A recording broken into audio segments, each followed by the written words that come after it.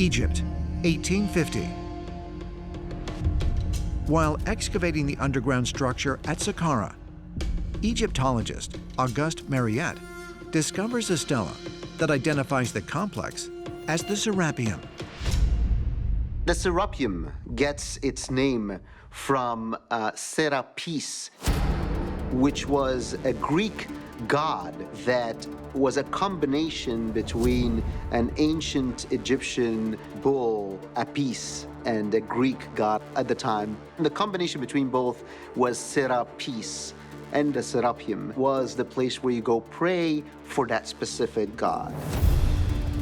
The cult of the Apis bull, which later becomes known as Serapis, dates back to the very first dynasty. The very early kings of Egypt worshipped these particular bulls. The Apis bull cult was extremely popular in Egypt all the way back 5,000 years ago.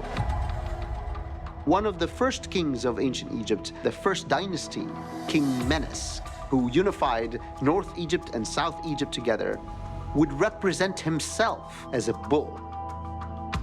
King Menes is documented as the first human pharaoh and is believed to have ruled around 3200 BC.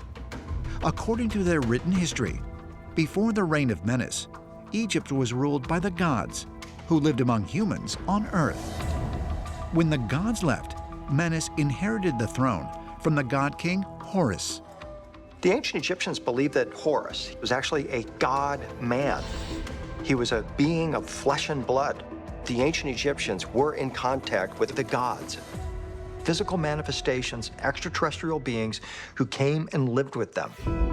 At the end of Horus's reign, the Egyptians wrote that the gods no longer lived among humans, but still held influence over earthly events. One point of connection between the gods and the mortal world was the Apis bull. In many ways, the Apis bull was seen to be a personification of that contact between this world and the star world. So is it possible that the Serapium is associated with the Apis bulls because there is some kind of connection with a celestial intelligence and what these underground structures really represent? Could it be that the Serapium of Saqqara was built more than 5,000 years ago and has a connection to otherworldly visitors? Ancient astronaut theorists suggest clues can be found by examining the size of these boxes. When you think of a sarcophagus, you don't think of something so large as what's in the Serapium. They're about 10 feet high and almost 20 feet long. And it's way too large for these Apis bulls. In traditional Egyptian sarcophagi building, they would create the sarcophagus so that it very closely matched the dimensions of the body inside it in order to preserve it. These boxes are many times too large for even an Apis bull. So this is pointing to the idea that something else was concealed within these boxes. Some ancient astronaut theorists believe an important clue as to what the giant stone boxes may have held can be found at a site 400 miles to the south. Armant, Egypt, 1929.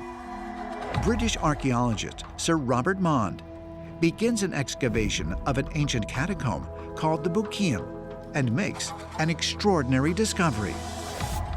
There is a place called the Bukium where they found similar type sarcophagi to the Serapium, and it was at the Bukium where they found remains mummified in the shape of a bull, and they thought, finally, we found the remains of a mummified Apis bull. And they opened up the mummified remains, and they were confronted with this stinking mass of bitumen, which is asphalt, in which they found tiny, tiny fragments of bones. Now, it was anathema in ancient Egypt to destroy any dead bodies. You had to mummify them, and you had to mummify them intact. old Egyptians, they mummified everything. They mummified not only humans, they mummified birds, they mummified apes, they mummified dogs. Why do they mummify every animal? Because you can only be reincarnated when your body is conserved.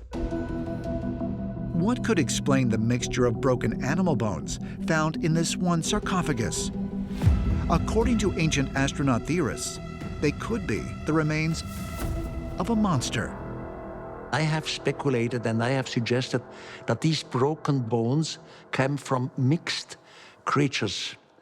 In mythology, all throughout ancient Egypt, you have not just ancient stories of these hybrid mixture beings between half man, half animal, but you have thousands of depictions in figurines, in statues, in carvings. In all the ancient Egyptian texts, you have reference to these hybrid creatures. The classical writer Alexander Polyhistor talked about the ancient world being filled with hybrid creatures. And he said that these actually existed as living creatures. The Egyptians were very clear in making the distinction between regular animals and then these celestial creatures that they themselves say these beings existed. And in the opinion of the classic ancient astronaut theory, they were genetic experiments by extraterrestrials. I think it's quite possible that the reason why these boxes were built is that these hybrid monsters, these genetic mutations by extraterrestrials, were placed in there so they would be ensured never to come back. Because the ancient Egyptians were very, very adamant that if you bury your dead intact, they will one day come back.